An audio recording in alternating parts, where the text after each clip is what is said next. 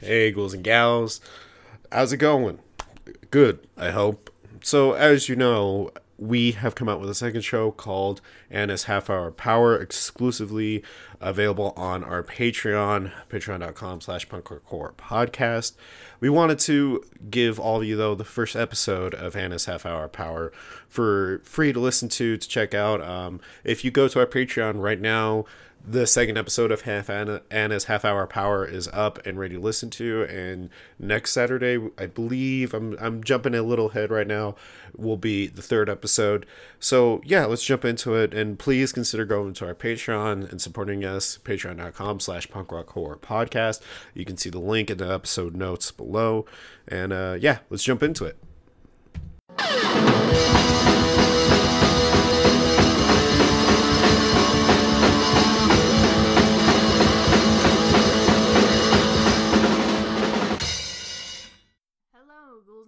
And welcome to episode 1 of Anna's Half Hour Power Show. Hello, my name is Anna, if you couldn't tell already by the name of this podcast. You're probably wondering, who the hell is this freaking 8-year-old sounding female voice? Where is Matt? Where is Cody?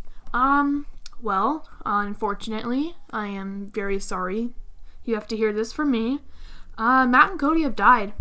I am here to take over their show and make it so much better, you know? I'm way funnier, way better looking, and overall, just, you know, so much more awesome than Matt and Cody. No, I'm just kidding. This is my half-hour power show. This is episode 1. Humans Can Lick 2. Weird title, yes I know. We'll get into it later. But yes, this is another show that is part of the Punk Rock Horror Podcast, but it is my show. It's just me, you and me, you know, gonna get to know each other a little well.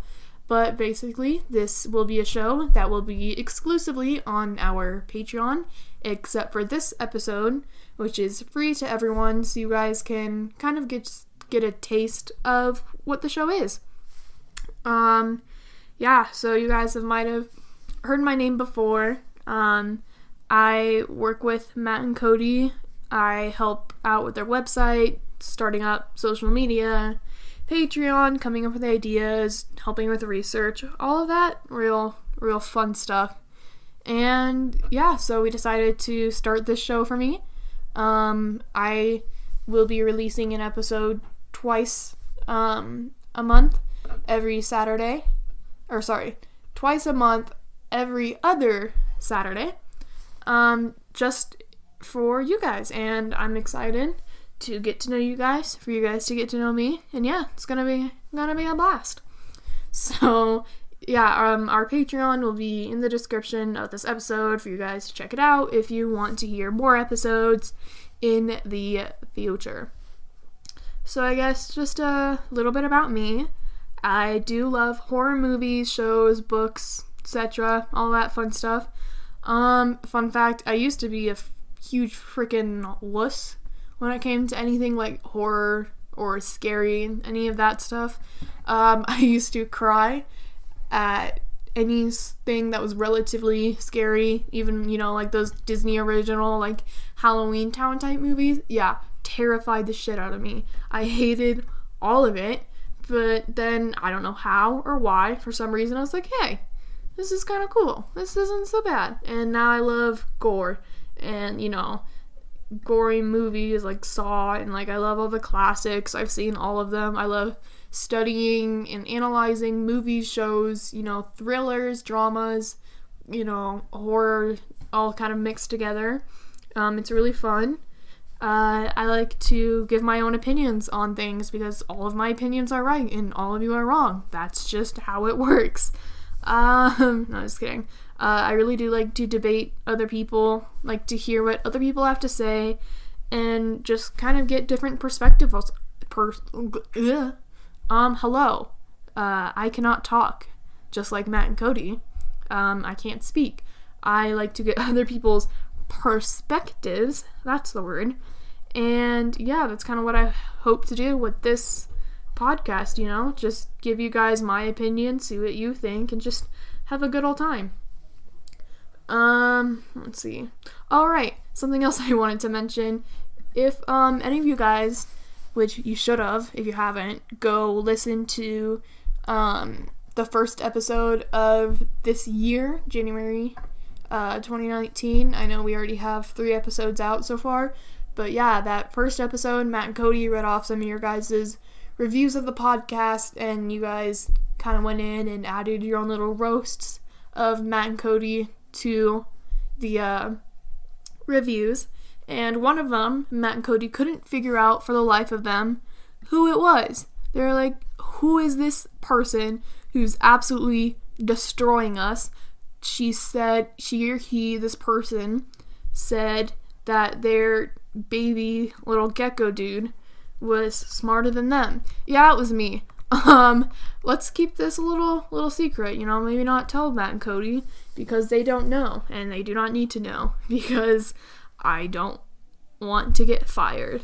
Ha, just kidding. I don't actually get paid. But anyways, no. So, yes, I was the one who did that. I am the owner of the little gecko boy. He is my son. I am his mother. I am a very proud, hardworking mother. And that's about all about myself. Yeah, so the episodes will hopefully be around half an hour. I say hopefully because this one definitely, most likely, gonna be a little longer, because I am introducing myself, and then I'm also going to go over like the structure of the show, kind of what I'll be doing. So 1 week of the 2 weeks that I did the podcast, so one of them each month, I will be doing a segment at the beginning that I call Roundup, where basically I discuss one thing that has gained popularity recently in the horror community or genre, giving my opinion on it, and trying to go more in depth than just like a summary or what, you know, most people kind of see. Maybe, you know, just kind of going in and diving into these topics or shows or movies, or, you know, an actor that has like controversy, blah blah blah, you know, just sort of all these things in the horror community with movies and shows and all that stuff that can happen. Which is what I'll be doing this week. This week I'll be discussing Bandersnatch, which, if you guys don't know what that is, I'll get into it later. And then the next week, the second podcast of the month, I will be doing a segment. I don't know if I'm keeping the title, but I like it. I've named it Fuck You, Matt and Cody, where basically I rebuttal or add on to a point that they have discussed in a recent episode. So either it'll be me basically going, hey, you two are wrong because my opinion is better than yours, or maybe I do agree with them on something and want to add some more information. But I mean, I could have been like, hey, you know, called it Matt and Cody, maybe I agree with you. But, you know, that doesn't sound as catchy as fuck you, Matt and Cody, because I hate them both. And, you know, I just think it sounds better. No, you'll probably hear me making a lot of jokes with Matt and Cody. It's just kind of my way of, like, being friendly, ironically, just, like, shitting on people. No, I love Matt and Cody. They're good dudes, good people. Yeah. And then the rest of the story, regardless if I do the Fuck You, Matt and Cody segment or the Roundup, I will then go into the lore and history of a specific creepypasta or horror story or anything like that. And basically, I want to see, is there any truth behind these creepypastas? You know, even in my research, I found some of the most, like, absurd sounding, unreal stories. They do have, you know, some sort of truth based in them, mixed in. Or I want to find out, like, what makes these things so scary? Or, like, why do we love them? Why do we hate them? Just, you know, those sort of things, going more in depth. And then, you know, I will kind of introduce or give a summary, or if they're, you know, short creepypastas, I'll read them off, just so you guys know what they are. If you're not like me and don't listen literally all the time to creepypastas, because I love scary stories and I love just listening to people read them off. So, yeah. that will be the main structure of the show, and I hope you guys bear with me. I am a little nervous, I'll be honest, but I am more than nervous. I am very excited to be here with you guys. I love media, and I love, broadcasting, podcasts, all of those things, and so I'm excited to finally put myself out there, So yeah, just bear with me. I do say a lot. If you can't tell, I'm like this, that. So I'll try to work on it. It'll be a good habit, a good little New Year, New Me resolution to break. And let's jump in to the rest of this episode. So, for starters, for this week in Roundup, Bandersnatch. Bandersnatch is the most recent project done by the hit Netflix original show, Black Mirror. Black Mirror is known for their stand-alone episodes, each one exploring some form of technology and the dangers of it. Some episodes take place in a futuristic world, while others feel like the plot could occur within the next couple of years. The show has been compared to The Twilight Zone due to its wild twists and turns. So yeah, basically, the show is very odd, very different. It's a thriller, really. Sci-fi thriller where they talk about technology. Fun fact, I was surprised by a lot of people who've seen the show. They didn't realize that the name Black Mirror comes from like a dark screen, like on your phone, TV, a laptop. When you just open it, you can kind of see a reflection in it, but it's black. So a black mirror, very, very clever. Yeah, but this show, they come out in seasons with all of their episodes, and people were waiting, including myself, a very long time for the newest season, which came out basically to be a movie called Bandersnatch. And it's blown up with, like, Bird Box, that interesting movie. We'll talk about that another time. Yeah, Bandersnatch gained a lot of popularity recently due to its very unique format. And in this format, the viewers are able to choose their own adventure, make their own little choices that influence the way that the rest of the episode goes. So basically, you are watching it, and then every couple of minutes, there will be two choices, and you have to decide on which one you want to take, and you choose with your remote or your laptop or whatever device you're on, and you decide how the story goes. And there's a bunch of endings, a bunch of ways it can go, which is really interesting and what a lot of people were really, really excited about, including myself. And when I first watched it, I was like, wow, this is so freaking cool because it's so unique, and it still was like a horror movie or more of a thriller, It wasn't, like there's ghosts, or it wasn't anything like that, but it was still fictional in the way that there were such bizarre use of like technology and all these things. And I say fictional, I say it with like a grain of salt because obviously all of the episodes, they're not true, but it's like could be true, where this technology could be available in the future, or certain scenarios could happen, in the next couple of years. And it does, in that sense, it's what is really scary about this show, is how crazy, the technology is, how people can react to it, how it can change our lives and the rest of history forever. Like, it could literally make or break us in reality. And that's, when you watch episodes of Black Mirror, that's what is so scary when you're done watching it, and like your stomach is all like twisted in knots, and it's such a weird feeling for anyone who hasn't seen it, and I highly suggest you watch the show. But the thing is, with the new Bandersnatch, it has a lot of mixed reviews, and that's what I want to talk about too, because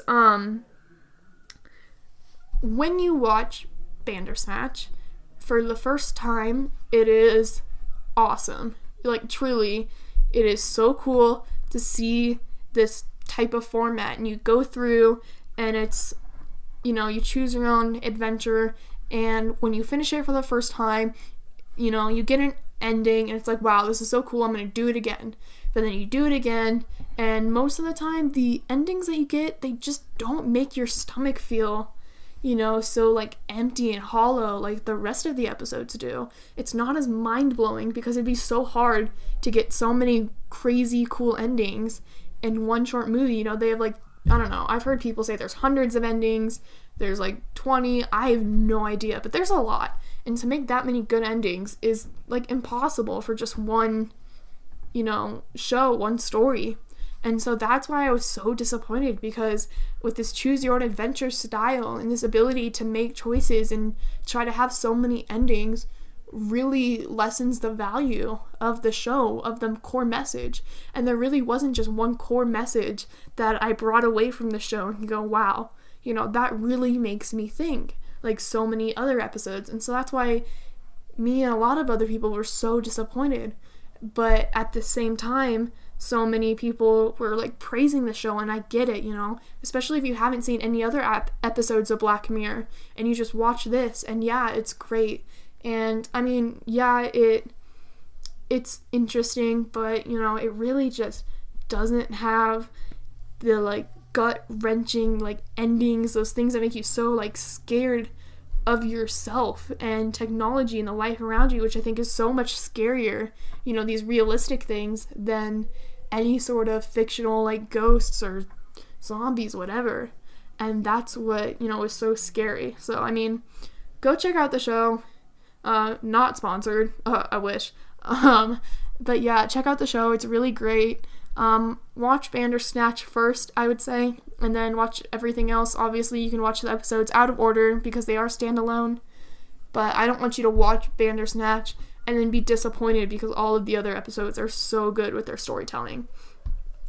And, oh yeah, also, with Bandersnatch, Netflix is being sued. Yeah.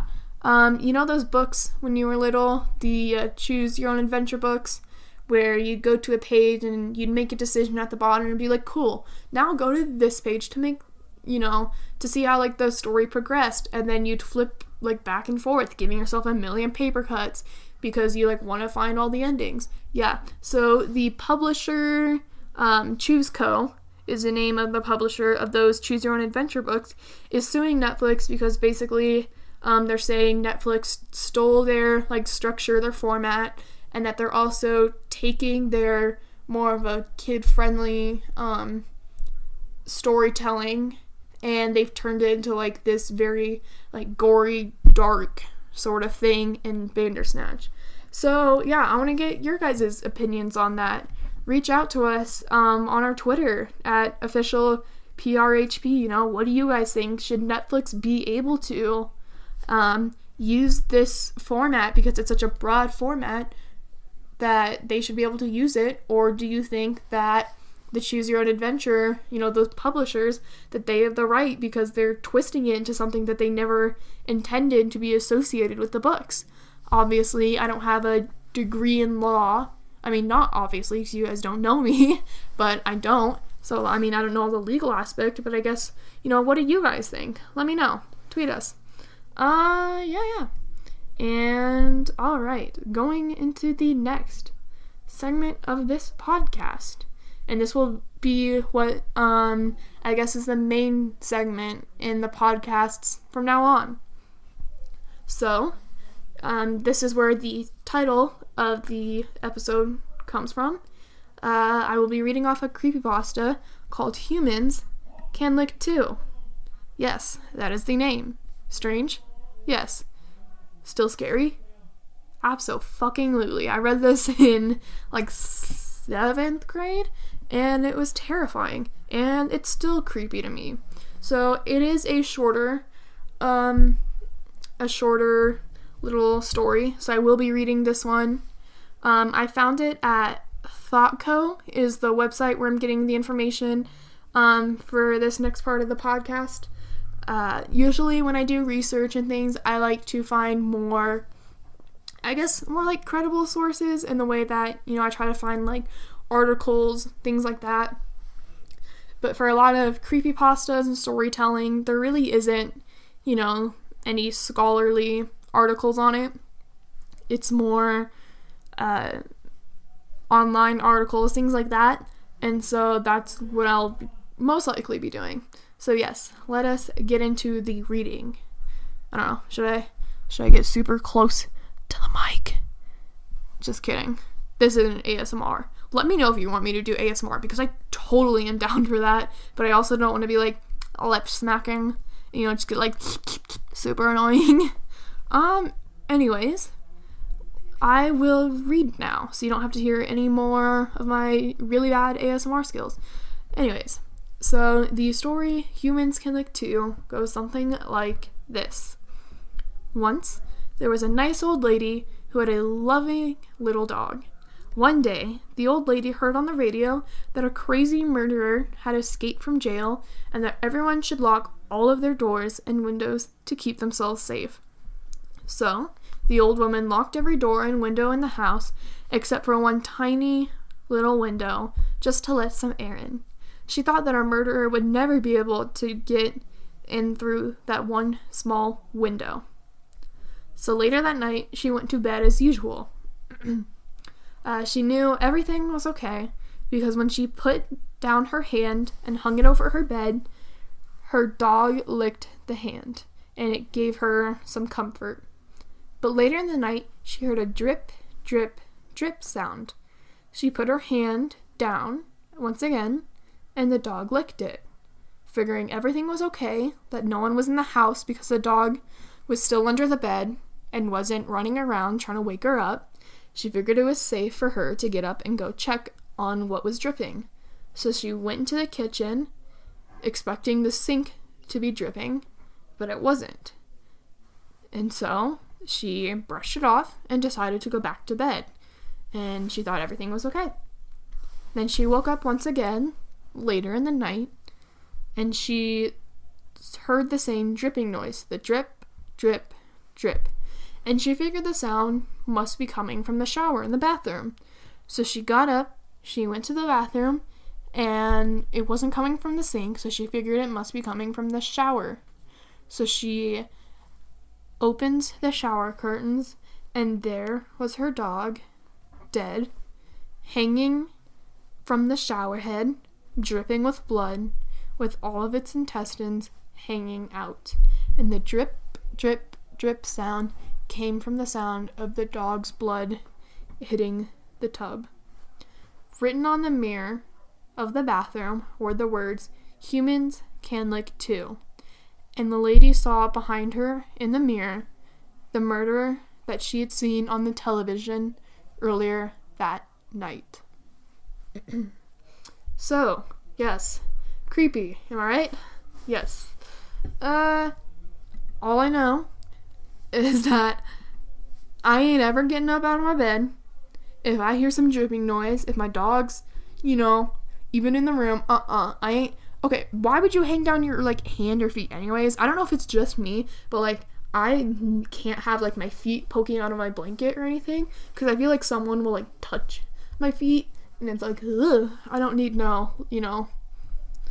need no feet touchers in my room. Anyways, yeah, so very creepy story, and there's a lot of different versions of this story that I found, which I find pretty interesting. In this story, it was an older woman, and other stories, it is a younger girl, and I don't know, I feel like, when I read the version first, it was the little girl, and I found that version to be a little creepier, because, it's this girl who, is home alone because her parents are out of town, and I found it more interesting because her relationship with the dog was different than it would be with the old woman and the dog, because this younger girl, she had this dog as a form of protection, she was all alone in this house. This little girl, she was scared kind of to be alone in the first place, which kind of sets up this whole creepy atmosphere from the beginning.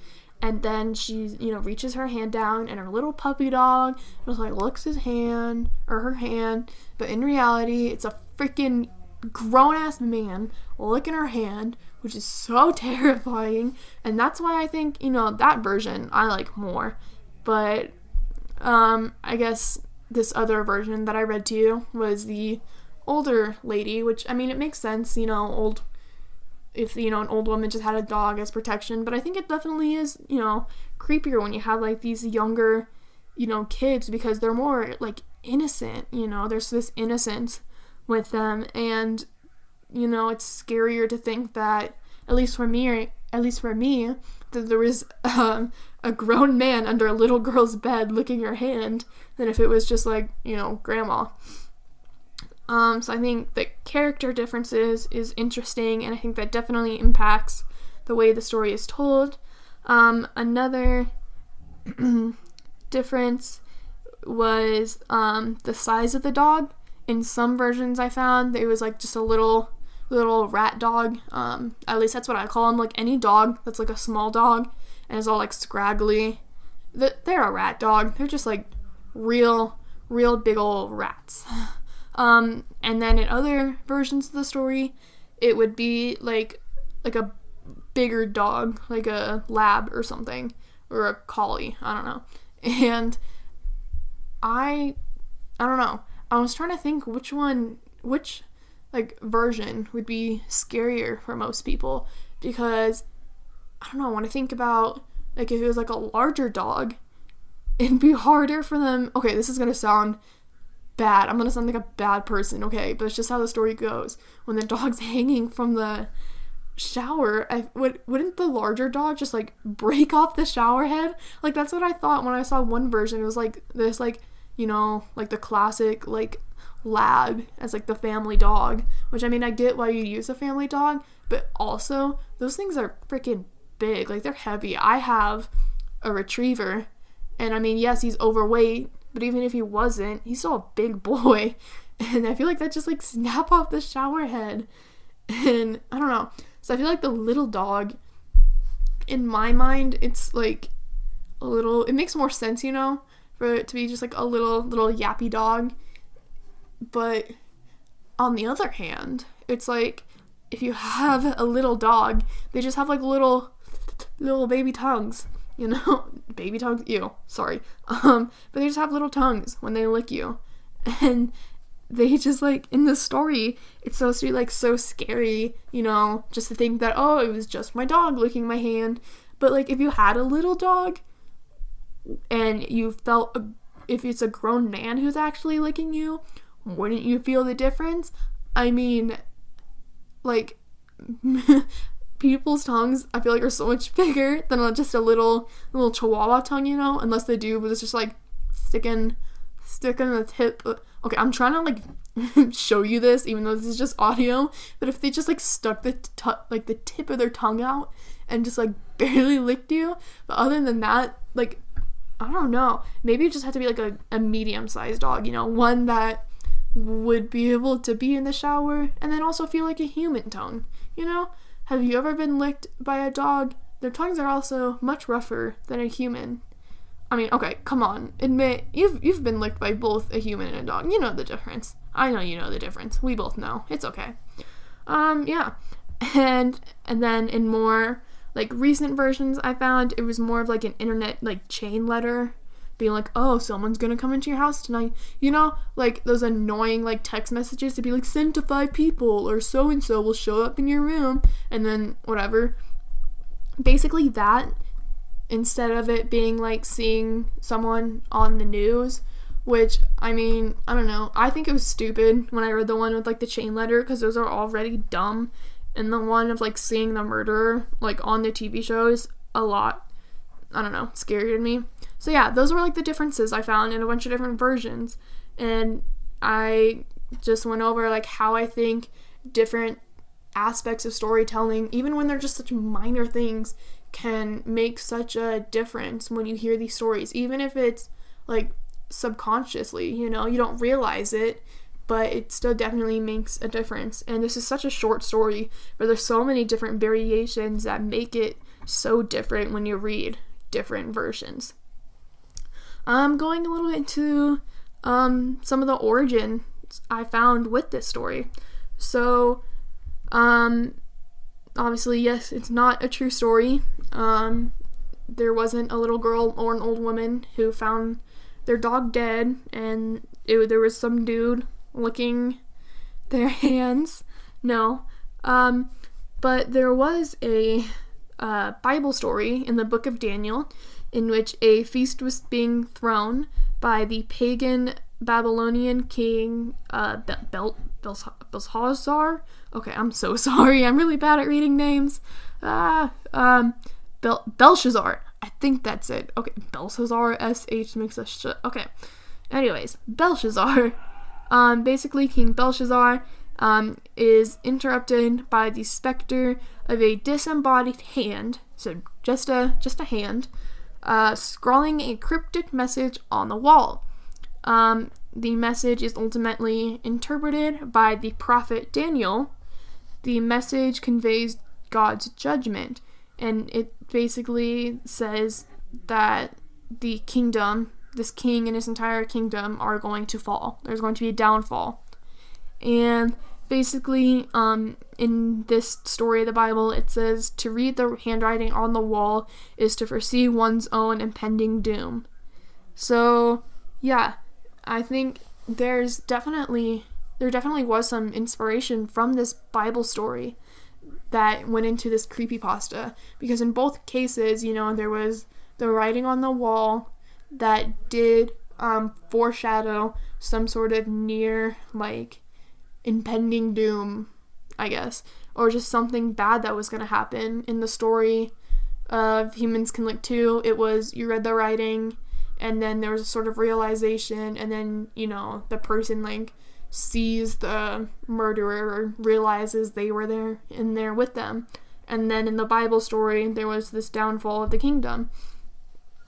So yeah, definitely some of the history behind it, which I find very, very interesting, because, I don't know, I guess just the fact that it came from, this biblical story, and then it was turned into a creepypasta, which I always really find it really cool and intriguing when horror stories or thrillers or that sort of thing come from originate from a Bible story, because I remember when I would go to church more when I was younger and read the Bible, it was always at least for me, it was always a very lighthearted thing. It was full of love and all of these really good morals that I grew up with. And then just to see stories like this that were in the Bible, ones that I didn't really read, but obviously there were some darker things in there, and then just to hear stories and see movies I think it's called Legion. I think that's the one where there's angels and the Antichrist and stuff like that.